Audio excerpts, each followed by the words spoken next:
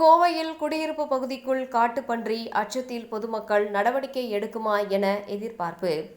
கோவையில் குடியிருப்பு பகுதிக்குள் காட்டுப்பன்றிகள் புகுவதால் பொதுமக்கள் வெளியே நடமாட அச்சப்படும் சூழல் ஏற்பட்டுள்ளது.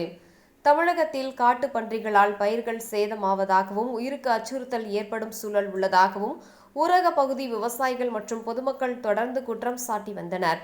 இதனிடையே காப்பு காடுகளில் இருந்து 1 முதல் 3 கிலோமீட்டர் தொலைவுக்குள் வெளியேறும் காட்டுப்பன்றிகளை பிடித்து மீண்டும் வனத்திற்கு விடவும், 3 கிலோமீட்டர் தொலைவுக்கு மேல் வெளியே வரும் காட்டுப்பன்றிகளை சுடவும் வனத்துறையினருக்கு தமிழக அரசு அனுமதி வழங்கியுள்ளது. கோவையில் கடந்த மாதம் இதற்கான துப்பாக்கி சுடுதல் பயிற்சியும் நடைபெற்றது.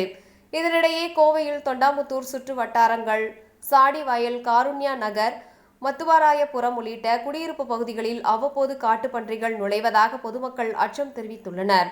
வீட்டின் அருகிலேயே காட்டுப்பன்றிகள் மேய்வதால் பள்ளி மற்றும் கல்லூரி செல்லும் மாணவர்கள் வீட்டை விட்டு வெளியே செல்ல அச்சப்படுவதாகவும் அப்பகுதி மக்கள் குற்றம் சாட்டியுள்ளனர். காட்டுப்பன்றிகளை வனத்துறையினர் சுட்டுப்பிடிக்க வேண்டும் என்றும் கூறும் விவசாயிகள், சட்டசபையில் அமைச்சர் பொன்முடி கூறியது போல விவசாயிகள் பன்றிகளை துப்பாக்கியால் சுடுவது குறித்து பரிசீலிக்க வேண்டும் என்றும் வலியுறுத்தியுள்ளனர்.